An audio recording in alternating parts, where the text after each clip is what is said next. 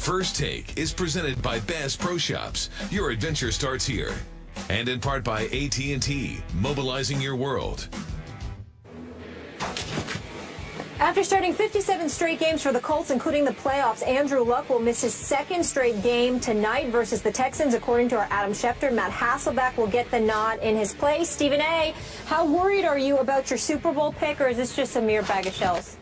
Well, I've already given up on them as my Super Bowl pick, which I announced last week. They just look like a shell of themselves. They're not what they're supposed to be. They rank very low in the league, around 25th to 26th in terms of their running game. I'm not impressed with what I'm seeing right now.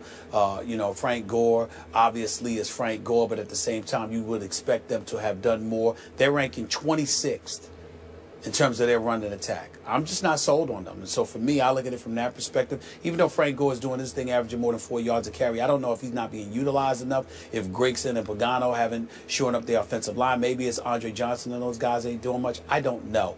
I'm going to pick them to win tonight because the Texans have injuries, but I'm not sold on the Colts right now.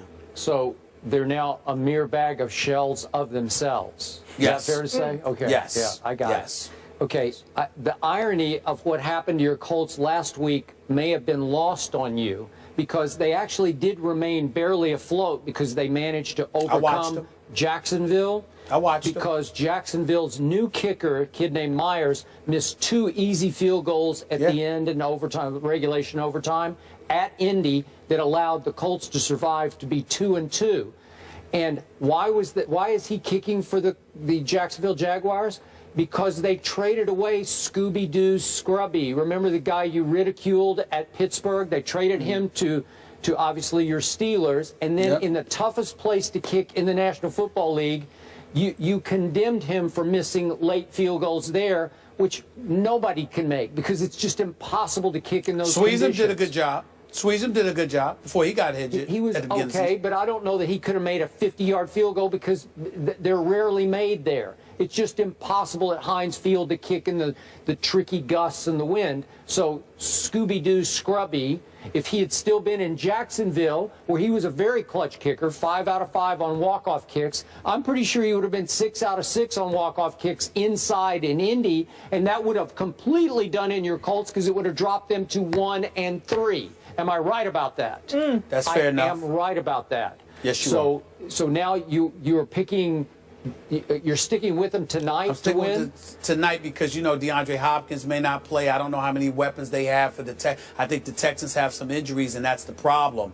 I think, to me, the Colts, I have not been impressed with them, but I think that the Texans have too many injuries, and the Colts can find a way to squeeze this out. I think the Texans have to win this game. I think that they have to win it. They have to win it, but, Skip, they just don't have enough. Okay. I agree with you. They have to win. They just don't have enough. I think the Texans are going to put your Colts almost out of their early season misery here. I wouldn't be surprised. Yep. I wouldn't be surprised. I ain't going to lie. All right.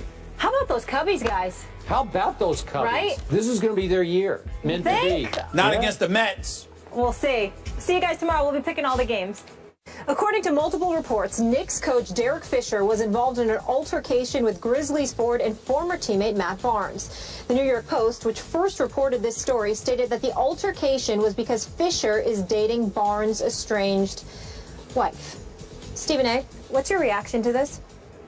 Well, my reaction to it is that it's unfortunate. The personal details of what transpired is not something that I'm going to get into. I can promise you that much. I think it would be incredibly inappropriate because obviously, it's not just the adults that are involved. There are kids that are involved.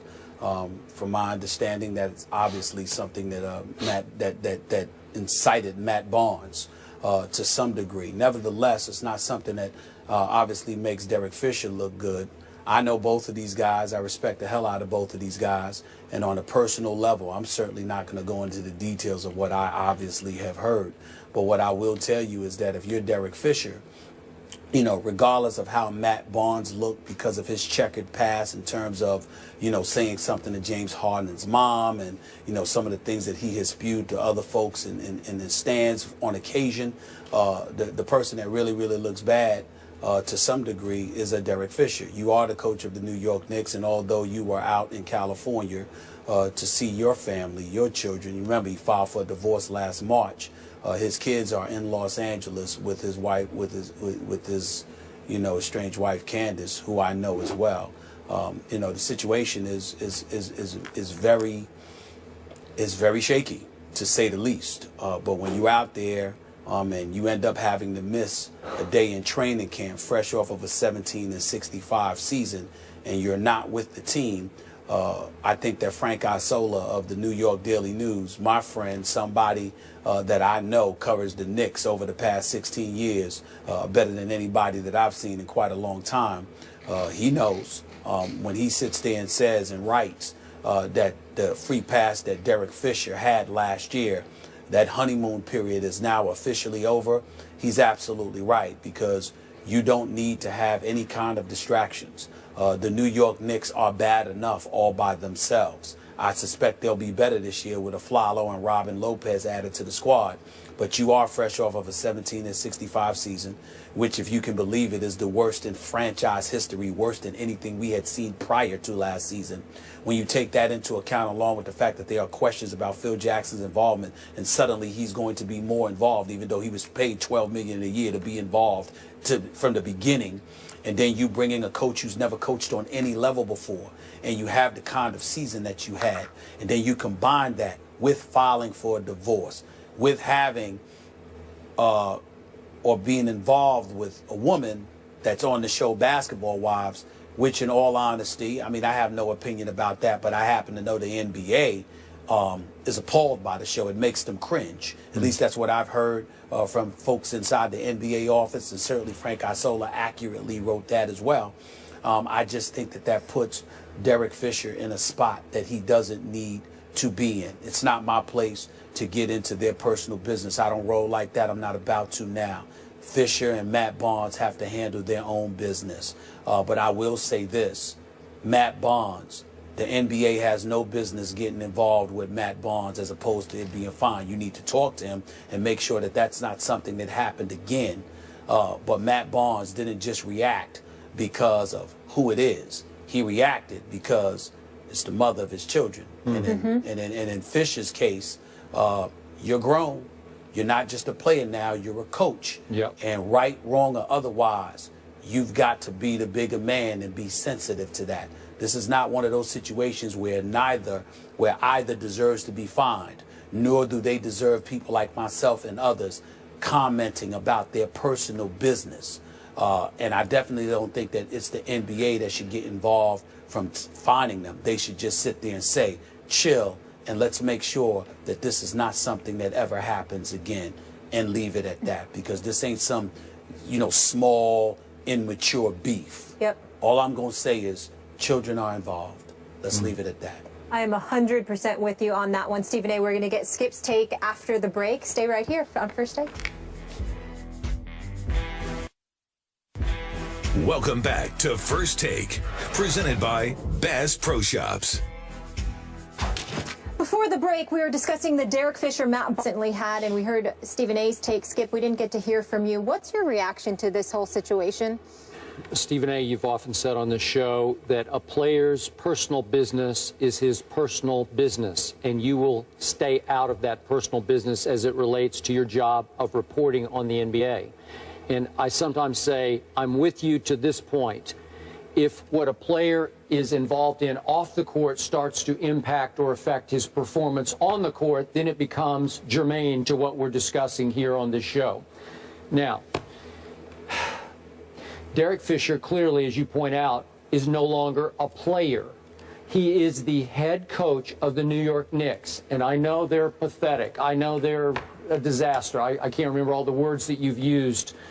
What's your favorite expression about the Knicks? They're a travesty or whatever they are. All those a basketball abomination. Yeah, basketball but abomination. But they'll be better this year. Okay, fine. I get that, but they're the once storied New York franchise that has a great but distant past and tradition. And Derek Fisher has to accept that he has now a new responsibility to be the face of that franchise right now. I know Carmelo is too, but Derek Fisher, is the new head coach, has to assume that he's the face of the franchise and the tone setter for that franchise.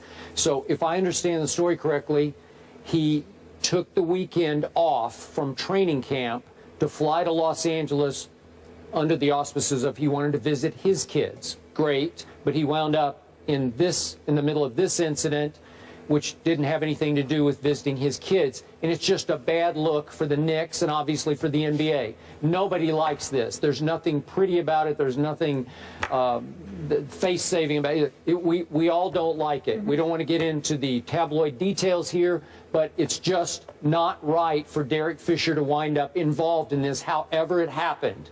So he just has to continue to grow up as a head coach and realize, I can't involve myself in these kind of situations anymore. Maybe as a player, it was a little different. As a head coach, no, sorry. I completely agree. I have nothing to add to that. You're absolutely right. All right, let's